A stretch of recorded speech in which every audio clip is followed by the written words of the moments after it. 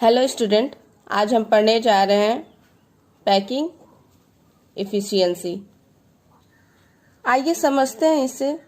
ये एक unit cell है और ये हम जानते हैं कि यूनिट सेल का जो फॉर्मेशन होता है ये कॉम्बिनेशन ऑफ कॉन्स्टिट्यूएंट पार्टिकल से होता है। इस यूनिट सेल का कुछ एक वॉल्यूम है जिसे हम x मानते हैं और इस यूनिट सेल में ईच कॉर्नर पर कुछ इस तरीके से कॉन्स्टिट्यूएंट पार्टिकल अरेंज है। जब कॉन्स्टिट्यूएंट पार्टिकल यूनिट सेल में इस तरीके से अरेंज है तो यहाँ पे ये क्लियरली दिख रहा है कि यूनिट सेल के कुछ वॉल्यूम को ये कॉन्स्टिट्यूएंट पार्टिकल्स ने ऑक्यूपाई किया है। तो किसी भी एक यूनिट सेल के वॉल्यूम का कितना परसेंटेज कॉन्स्टिट्यूएंट पार्टिकल्स के थ्रू ऑक्यूपाई किया जाता है, यही उस यूनिट सेल की पैकिंग एफिशिएंसी होती है। मींस किसी भी एक यूनिट सेल में कॉन्स्टिट्यूएंट पार्टिकल्स के थ्रू उस यूनिट सेल के कुल वॉल्यूम का कितना वॉल्यूम कॉन्स्टिट्यूएंट पार्टिकल्स ने ऑक्यूपाई किया है, ये उस यूनिट सेल की पैकिंग एफिशिएंसी है। और यही पैकिंग एफिशिएंसी हमें ये डिफाइन करती है कि उस क्रिस्टल लैटिस की स्टेबिलिटी क्या है। जितना ज़्यादा स्पेस हमारे कॉन्स्टिट्यूएंट पार्टिकल ऑक्यूपाई करेंगे, क्रिस्टल लैटिस की जो स्टेबिलिटी होगी वो उतनी ही ज़्यादा होगी, क्योंकि क्रिस्टल लैटिस का जो फॉर्मेशन होता है ये रिपीटेशन ऑफ यूनिट सेल से होता है और यूनिट सेल का जो फॉर्मेशन होता है ये कॉन्स्टिट्यूएंट पार्टिकल्स के कॉम्बिनेशन से होता है। किसी भी एक यूनिट सेल में ईच कॉन्स्टिट्यूएंट पार्टिकल्स का भी कुछ स्पेस होता है। मींस ईच कॉन्स्टिट्यूएंट पार्टिकल कुछ वॉल्यूम ऑक्यूपाई करता है। तो जब हम किसी भी एक यूनिट सेल के अंदर एक कॉन्स्टिट्यूएंट पार्टिकल के रिस्पेक्ट में ऑक्यूपाई किए गए स्पेस को कैलकुलेट करते हैं, तब हम उसे पैकिंग फ्रैक्शन कहते हैं। और जब हम सभी कॉन्स्टिट्यूएंट पार्टिकल्स के लिए कैलकुलेट करते हैं तो उसे पैकिंग एफिशिएंसी कहते हैं। इससे पहले कि हम अपने टॉपिक को स्टार्ट करें, कुछ प्रीवियस टॉपिक्स हैं जो कि इस टॉपिक को समझने के लिए हमें काफ़ी हेल्प करेंगे। आइए उनका एक छोटा सा रिकैप लेते हैं। हम जानते हैं कि इस चैप्टर के अंदर हमें केवल क्यूबिक क्रिस्टल सिस्टम के बारे में पढ़ना है और क्यूबिक क्रिस्टल सिस्टम में हमें 3 टाइप के पॉसिबल यूनिट सेल मिलते हैं। First, simple unit cell. Second, body centred unit cell, इसे BCC भी कहते हैं। और third, face centred unit cell. Simple unit cell के लिए नंबर ऑफ कॉन्स्टिट्यूएंट पार्टिकल 1 थे, बॉडी सेंटर्ड के लिए ये 2 थे, फेस सेंटर्ड के लिए 4 थे। R एंड A के बीच में हमने रिलेशन देखा था नियरेस्ट नेबरिंग डिस्टेंस में। सिंपल यूनिट सेल के लिए R की जो वैल्यू है A/2 था, बॉडी सेंटर्ड के लिए R = √3 × A/4 and face centred के लिए R की वैल्यू A/2 × √2। इन्हीं कुछ रिलेशंस का यूज करते हुए हमें क्यूबिक क्रिस्टल सिस्टम में डिफरेंट टाइप के यूनिट सेल्स की पैकिंग एफिशिएंसी को कैलकुलेट करना है। आइए एक मैथमेटिकल रिलेशन देखें पैकिंग एफिशिएंसी और कॉन्स्टिट्यूएंट पार्टिकल्स के बीच। तो packing efficiency = number of constituent particle in per unit cell into volume of constituent particle divide by volume of unit cell into 100। First unit cell है simple unit cell. Simple unit cell के लिए each जो constituent particles होते हैं ये सभी 8 corners पे present होते हैं और कॉर्नर्स पे प्रेजेंट सभी जो कॉन्स्टिट्यूएंट पार्टिकल होते हैं वो अपने 1/8 पार्ट का यूटिलाइजेशन करते हैं। और हमारे पास कॉर्नर कितने होते हैं 8, तो number of constituent particle simple unit cell के लिए 1 होता है। नेक्स्ट क्या है वॉल्यूम ऑफ कॉन्स्टिट्यूएंट पार्टिकल, क्योंकि हमने सभी कॉन्स्टिट्यूएंट पार्टिकल को एक हार्ड स्फीयर के तरीके से कंसीडर किया है, तो वॉल्यूम ऑफ कॉन्स्टिट्यूएंट पार्टिकल ये एक स्फीयर के वॉल्यूम के इक्वल होगा और स्फीयर का जो वॉल्यूम होता है वो है 4/3 पाई आर क्यूब। क्योंकि हमारा कॉन्स्टिट्यूएंट पार्टिकल भी क्या है एक हार्ड स्फीयर है, तो इसका भी जो वॉल्यूम होगा वो एक स्फीयर के वॉल्यूम के इक्वल होगा। नेक्स्ट है volume of unit cell. Volume of unit cell, क्योंकि यूनिट सेल हमारा कैसा है क्यूबिक क्रिस्टल सिस्टम है, मींस क्यूब है और क्यूब की ईच जो एज लेंथ होती है वो इक्वल होती है। तो यूनिट सेल हमारा क्या है एक क्यूबिक सिस्टम है, तो क्यूब का जो वॉल्यूम होता है वही वॉल्यूम हमारे यूनिट सेल का भी होगा। तो यूनिट सेल का वॉल्यूम ए क्यूब है। सिंपल यूनिट सेल के लिए आर एंड ए के बीच का जो रिलेशन है वो है आर इक्वल टू a/2, तो ए के लिए 2r होगा। आइए इन वैल्यूज को इस फॉर्मूले में रखते हैं। तो packing efficiency equal to number of constituent particle in per unit cell, और नंबर ऑफ कॉन्स्टिट्यूएंट पार्टिकल कितने हैं 1। नेक्स्ट है वॉल्यूम ऑफ कॉन्स्टिट्यूएंट पार्टिकल, और कॉन्स्टिट्यूएंट पार्टिकल का वॉल्यूम 4/3 पाई आर क्यूब, तो यहाँ पे आ जाएगा 4/3 पाई आर क्यूब अपॉन में volume of unit cell. Unit cell का वॉल्यूम ए क्यूब और ए की वैल्यू क्या है 2r, तो यहाँ पे हो जाएगा 2r का होल क्यूब इंटू 100। इसे सॉल्व करते हैं तो 4 into pi r cube upon 3 into 2 का cube means 8 into r cube into 100। R cube से आर क्यूब कैंसिल, 4 2 जा 8, तो यहाँ पे जो वैल्यू आएगी वो क्या है पाई अपॉन 6, 3 2 जा 6 इंटू 100। तो इस यूनिट सेल के लिए जो पैकिंग एफिशिएंसी आएगी वो पाई की वैल्यू रखते हैं 3.14 अपॉन 6 इंटू 100, और इसे जब सॉल्व करेंगे तो ये वैल्यू आएगी 52%।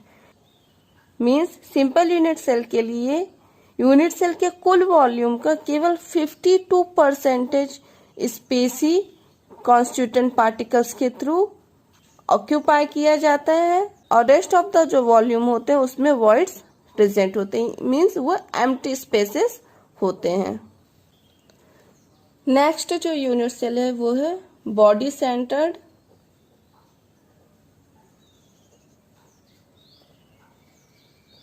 Unit cell.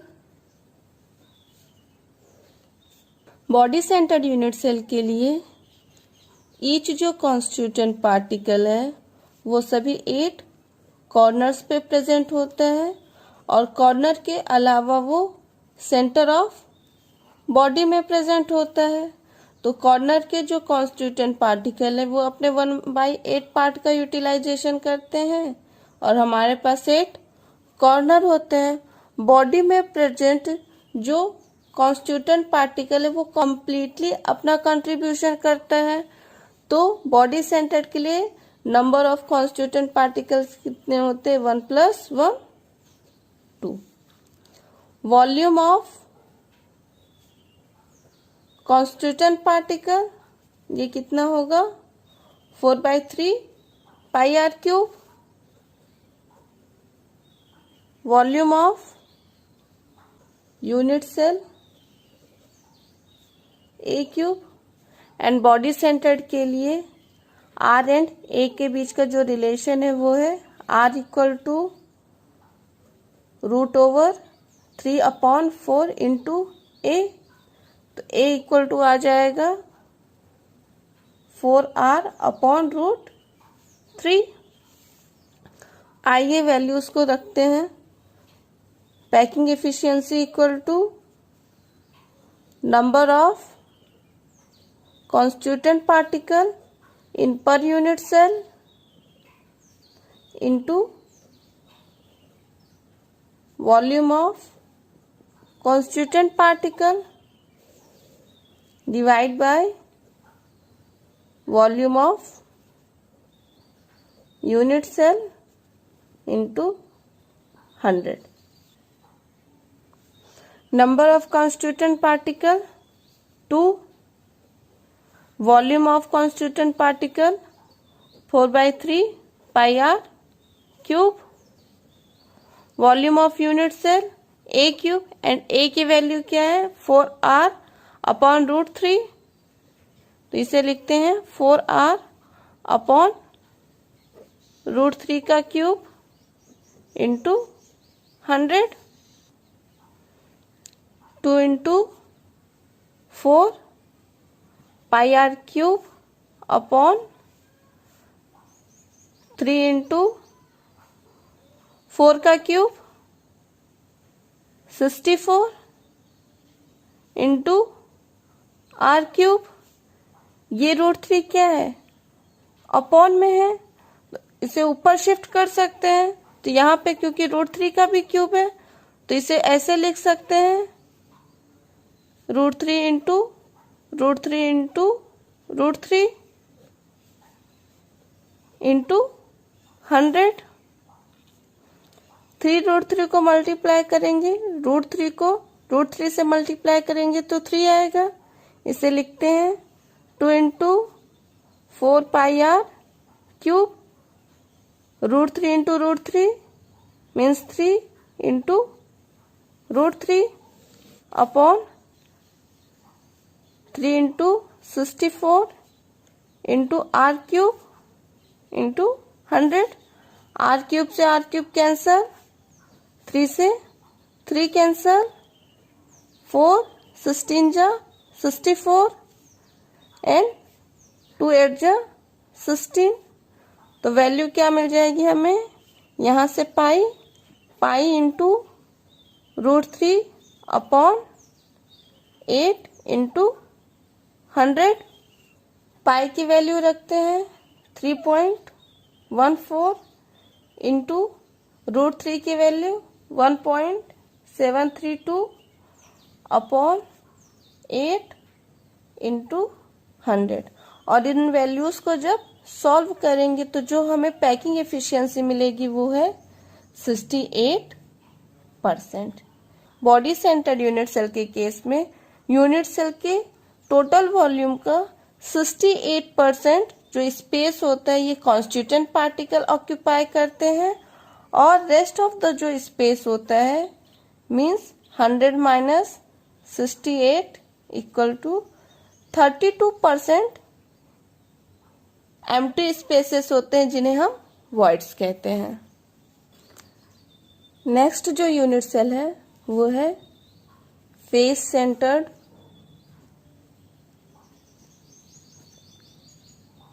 Unit cell. Face centred unit cell के केस में ईच जो कॉन्स्टिट्यूएंट पार्टिकल्स होते हैं वो सभी 8 कॉर्नर्स पे होते हैं, और कॉर्नर के अलावा वो सभी 6 फेसेस पे प्रेजेंट होते हैं। कॉर्नर के जो कॉन्स्टिट्यूएंट पार्टिकल होते हैं वो अपने 1/8 पार्ट का कंट्रीब्यूशन करते हैं, और हमारे पास 8 कॉर्नर है प्लस 6 फेस पे प्रेजेंट सभी जो कॉन्स्टिट्यूएंट पार्टिकल है वो अपने 1/2 पार्ट का कंट्रीब्यूशन करते हैं। तो total number of constituent particle in face centred unit cell ये कितने होते हैं? 4 होते हैं। वॉल्यूम ऑफ कॉन्स्टिट्यूएंट पार्टिकल ये स्फीयर के वॉल्यूम के इक्वल होते हैं, तो 4/3 pi r cube. Volume of unit cell ये ए क्यूब। फेस सेंटर्ड के लिए आर एंड ए के बीच के रिलेशन को देखें तो r equal to a upon 2 into √2, तो ए इक्वल टू कितना हो जाएगा? R into 2√2। Packing efficiency equal to number of constituent particle in per unit cell into volume of constituent particle upon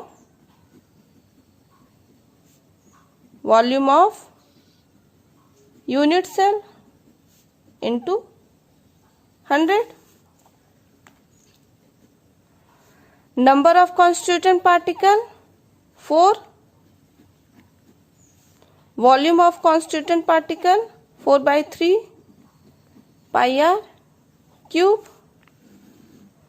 Volume of unit cell a cube और a की value है r into 2√2, तो इसे ऐसे रख सकते हैं r इंटू 2√2 का होल क्यूब इंटू 100। 4 का 4 से मल्टीप्लाई करेंगे तो 16 pi r cube upon 3 into r का क्यूब।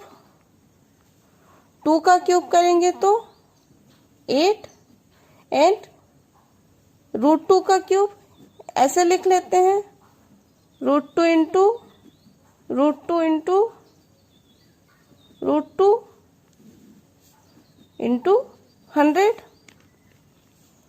16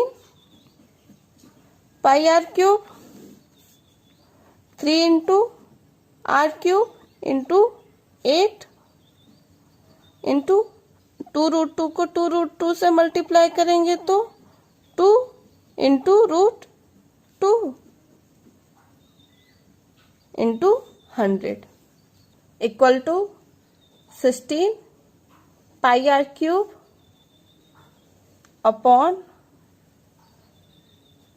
3 इंटू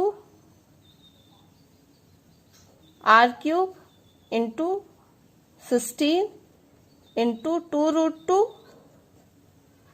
200। आर क्यूब से आर क्यूब कैंसल, 16 से 16 कैंसल, तो यहाँ पे आ जाएगा पाई अपॉन में 3 इंटू √2 इंटू 100। पाई की वैल्यू 3.14, 3 इंटू √2 की वैल्यू 1.414 इंटू 100। इसे सॉल्व करने पर जो वैल्यू आएगी वो है 74%। Means face centred unit cell के केस में यूनिट सेल के टोटल वॉल्यूम का 74% पार्ट हमारे कॉन्स्टिट्यूएंट पार्टिकल ऑक्यूपाई करते हैं और रेस्ट ऑफ द जो स्पेस होता है उस पे वॉइड्स प्रेजेंट होते हैं। तो वॉइड्स इक्वल टू कितना होगा? 100 माइनस 74%। टोटल वॉइड्स कितने आ जाएंगे? 26। Means face centred unit cell के केस में यूनिट सेल के टोटल वॉल्यूम का 74% जो स्पेस होता है ये कॉन्स्टिट्यूएंट पार्टिकल ऑक्यूपाई करते हैं और 26% पे वॉइड्स होते हैं।